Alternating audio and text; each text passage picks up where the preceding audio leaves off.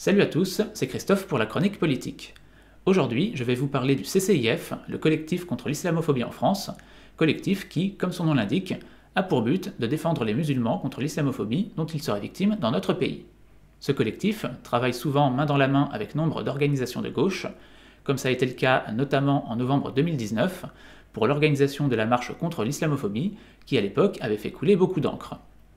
Ce collectif, qui se revendique apolitique et areligieux, est parallèlement souvent accusé par ses détracteurs d'être en fait un sous-marin islamiste, au point que le ministre de l'Intérieur, Gérald Darmanin, a même évoqué sa dissolution suite à l'attentat de Conflans. Et aujourd'hui, je vais tenter de vous prouver que le CCIF est bien une officine islamiste qui avance masquée. Pour cela, je vais m'appuyer sur le discours tenu par Marouane Mohammad à la mosquée de Vigneux en 2011, alors qu'il y était invité en tant que porte-parole du CCIF. Ce que vous allez entendre est donc la parole officielle du CCIF.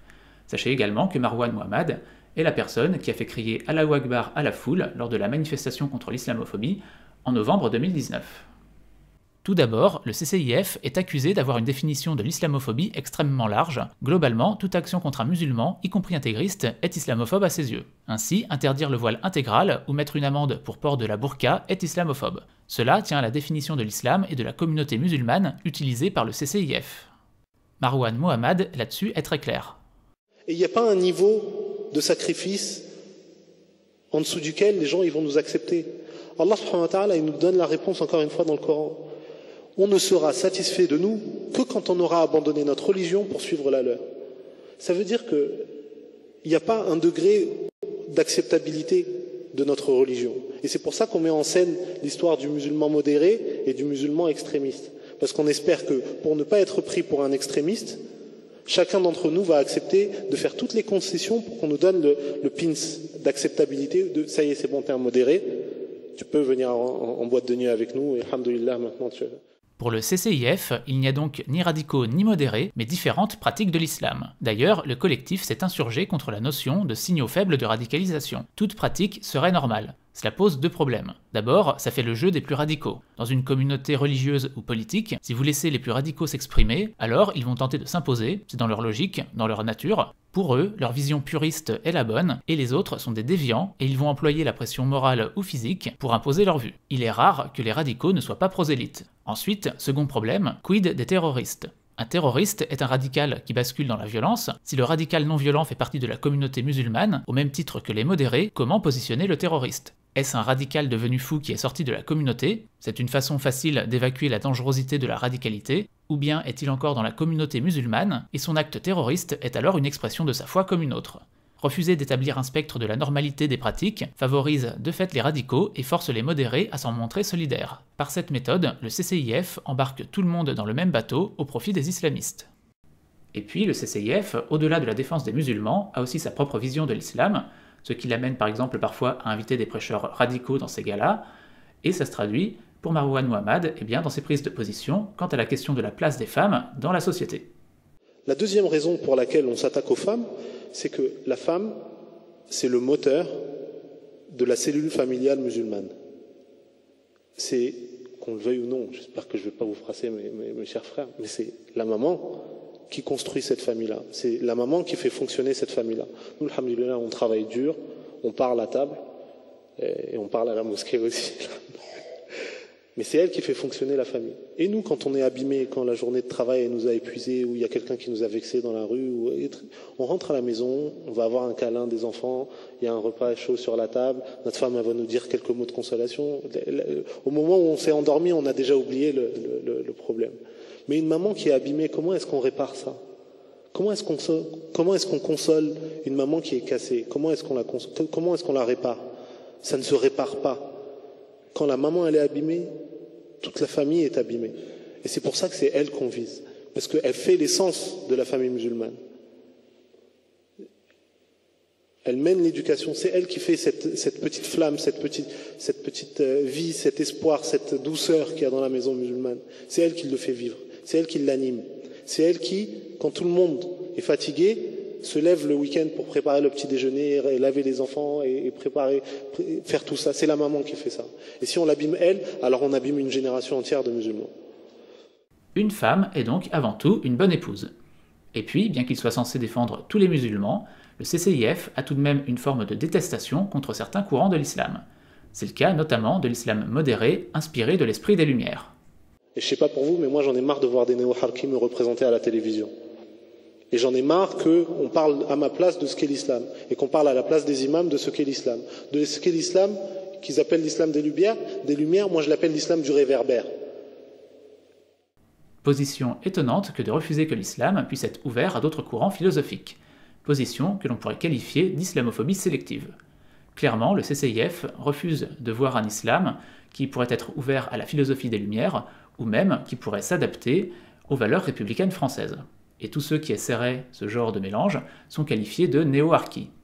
C'est le cas, par exemple, de l'imam Chalgoumi, qui est réputé pour sa modération et qui avait été hué par la foule lors de la manifestation contre l'islamophobie en novembre 2019. Il faut dire que les membres du CCIF ont un rapport très compliqué à la France, compliqué au point de se demander ce qu'ils font dans notre pays, vu comment ils le dépeignent. C'est l'histoire d'un pays qui chaque jour bascule un peu plus dans l'islamophobie. Ce pays, c'est pas l'Allemagne des années 30, c'est la France des années 2010. Cette façon de nommer un culte, cette façon de nommer des croyants, cette façon de les stigmatiser et de dire qu'ils posent problème et qu'ils mettent en péril l'identité du pays, c'est exactement la manière dont on stigmatisait les Juifs au début du siècle dernier. C'est pas en Allemagne des années 30 qu'on mitraille des mosquées. C'est pas dans l'Allemagne des années 30 qu'on dit à des enfants « tu n'iras pas au centre de loisirs parce que tu ne veux pas manger du pâté et du jambon à l'école ». Ça n'est pas dans l'Allemagne des années 30 qu'on viole des femmes le jour de l'Aïd.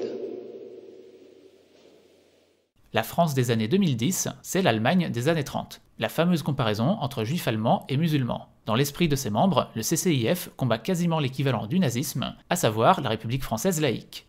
Et puis, il y a la question religieuse. Le CCIF se revendique comme étant areligieux, et pourtant, le Coran et la religion sont souvent invoqués, et l'islamophobie est perçue comme une épreuve de Dieu vis-à-vis des fidèles.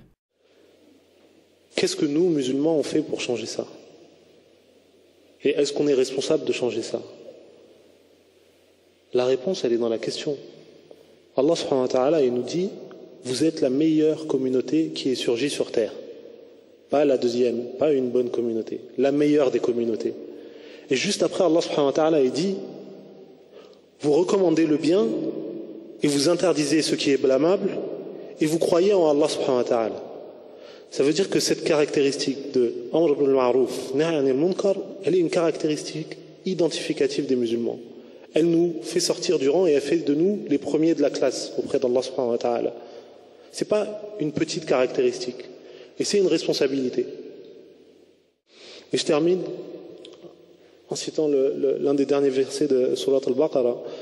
La yukallifu Allahu nafsan illa was'aha. Allah subhanahu wa ta'ala, il ne charge les épaules de quelqu'un que du poids qu'elles peuvent porter. Ça veut dire que si aujourd'hui Allah subhanahu wa ta'ala, il nous a chargé de ce fardeau, c'est qu'on est bien capable de le traverser. C'est qu'on est bien capable de traverser cette épreuve et d'en sortir grandi, de changer notre condition, de changer la condition de ce pays pour un pays meilleur, et en même temps, au passage, d'avoir quelque chose de positif dans notre balance. Il sera écrit dans la balance de Muhammad, de Hafid, de Yunus, que dans les années 2010, ils ont vécu une épreuve, on les a discriminés, on a violenté des gens devant eux, et ils n'ont pas dit que c'était pas grave. Ils se sont levés et ils ont changé les choses. Barakallahu fikum. Mais rassurez-vous, le CCIF n'est pas une officine des frères musulmans, cette nébuleuse qui veut instaurer un islam rigoriste à travers le monde. Même s'il arrive parfois à Marwan Muhammad de fourcher un petit peu. Nous-mêmes, tes frères musulmans, on a accepté que... Voilà donc comment parle le porte-parole du CCIF au nom du CCIF, une structure censée être apolitique et religieuse. Personnellement, j'ai l'impression qu'on a plus affaire à un prédicateur intégriste qu'un militant des droits de l'homme. En tout cas, si vous êtes de gauche, et bien maintenant, vous savez avec quel genre de collectif travaillent vos organisations. Bref, si cette vidéo vous a intéressé, n'hésitez pas à la partager et à vous abonner à la chaîne. Et sur ce, il ne me reste plus qu'à vous dire à la prochaine.